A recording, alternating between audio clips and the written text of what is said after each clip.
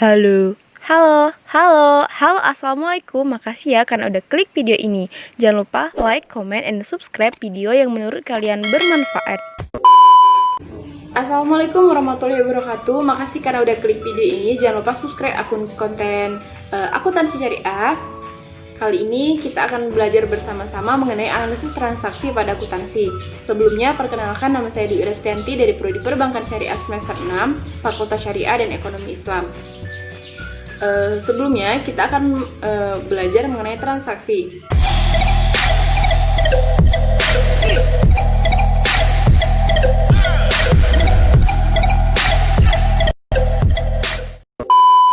Apa itu transaksi? Transaksi adalah suatu aktivitas perusahaan yang menyebabkan perubahan posisi harta keuangan seperti menjual, membeli, atau membayar gaji, dan lain sebagainya. Kemudian apa yang dimaksud dengan administrasi transaksi adalah suatu kegiatan mencatat berbagai aktivitas perusahaan dengan berbagai metode tertentu. Selanjutnya ada dua jenis transaksi. Yang pertama transaksi akuntansi dan yang kedua transaksi non-akuntansi. Transaksi akuntansi adalah peristiwa yang dilakukan oleh suatu perusahaan yang mengakibatkan pergeseran harta atau aset pada perusahaan. Kemudian transaksi non-akuntansi adalah kegiatan atau aktivitas yang dilakukan oleh suatu perusahaan yang tidak mengakibatkan aktivitas pergeseran harta pada perusahaan tersebut. Kemudian secara umum ada dua jenis transaksi juga, yaitu transaksi internal dan transaksi eksternal. Transaksi internal adalah transaksi atau aktivitas yang dilakukan oleh perusahaan yang hanya pada orang yang ada dalam perusahaan saja. Jika transaksi eksternal adalah transaksi yang dilakukan oleh perusahaan tapi kepada pihak dari luar perusahaan. Jika transaksi internal lebih fokus pada keuangan dalam perusahaan tersebut. Baiklah teman-teman sekalian, kita akan mengulang sekali lagi untuk lebih mudah memahami apa itu transaksi akuntansi dan transaksi non-akuntansi. Kalau transaksi akuntansi itu perusahaan itu melakukan aktivitas dan mengakibatkan perubahan posisi pada aset perusahaan tersebut. Kalau transaksi non-akuntansi itu kebalikan dari transaksi akuntansi, berarti tidak mengakibatkan perubahan pada aset atau harta tersebut. Kemudian ada dua jenis transaksi yang bisa dilakukan oleh perusahaan, yaitu transaksi di dalam perusahaan tersebut dan transaksi di luar perusahaan. Baiklah, selanjutnya kita akan membahas mengenai jenis-jenis bukti transaksi. Jika pada menit sebelumnya kita membahas mengenai jenis-jenis transaksi seperti ada transaksi akuntansi dan transaksi non-akuntansi. Kemudian secara umum ada transaksi internal dan eksternal. Kalau akuntansi menyebabkan perubahan pada aset harta keuangan perusahaan tersebut. Jika transaksi non-akuntansi tidak menyebabkan perubahan pada aset perusahaan tersebut. Jika transaksi internal adalah transaksi yang dilakukan dalam perusahaan seperti lebih menekankan kepada keuangan dalam perusahaan tersebut. Jika transaksi eksternal adalah transaksi atau aktivitas yang dilakukan oleh perusahaan kepada orang yang di luar perusahaan. Selanjutnya kita akan membahas mengenai jenis-jenis bukti transaksi. Baiklah, jenis-jenis bukti transaksi berbeda-beda sesuai dengan aktivitas yang dilakukan oleh perusahaan tersebut. Secara garis besar, transaksi yang terjadi dalam perusahaan itu dapat dikelompokkan menjadi transaksi pengeluaran uang atau kas, transaksi penerimaan uang atau kas, transaksi pemberian kredit, transaksi penjualan kredit, dan transaksi lain-lain. Sebelumnya, ada banyak jenis bukti transaksi yang bisa disimpan oleh perusahaan tersebut, seperti kwitansi, kemudian ada faktur, nota debit, nota kontan, cek, bilet giro, rekening koran, bukti setoran bank, bukti memorandum, bukti kas masuk, dan bukti kas keluar. Selanjutnya, bukti transaksi pengeluaran uang dapat didapatkan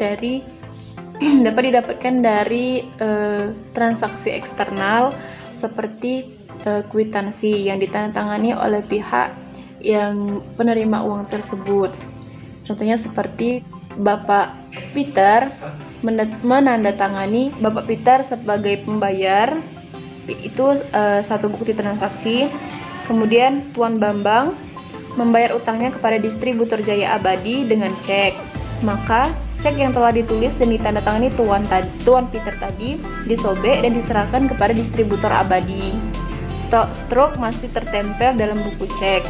Selain bukti eksternal tersebut, bukti pengeluaran uang, perusahaan dapat membuat bukti internal untuk meningkatkan pengendalian usahanya. Bukti-bukti internal tersebut dilampiri bukti-bukti pendukung yang memperkuat alasan pembayaran uang tersebut. Dan dilampiri juga bukti eksternal seperti kwitansi tadi atau bukti-bukti lain.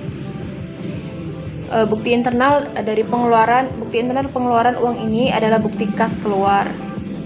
Sebagai contoh, pembayaran hutang, faktur pembelian dari PT Patang Mataram kepada PT Abdi Rusak. Bukti penerima uang ini si penerima uang menandatangani dari kwitansi yang bermaterai sesuai dengan biaya materai, kemudian diserahkan kepada yang membayar. Ada struk tertanggal pada buku kwitansi tersebut, atau kwitansi dibuat rangkap dua, yang asli dan bermaterai diserahkan kepada pembayar. Selanjutnya ada bukti pemberian kredit. Pembelian kredit ini atas barang-barang dilakukan atas perjanjian yang mengenai syarat-syarat pembayaran dan syarat-syarat penyerahan dari barang tersebut.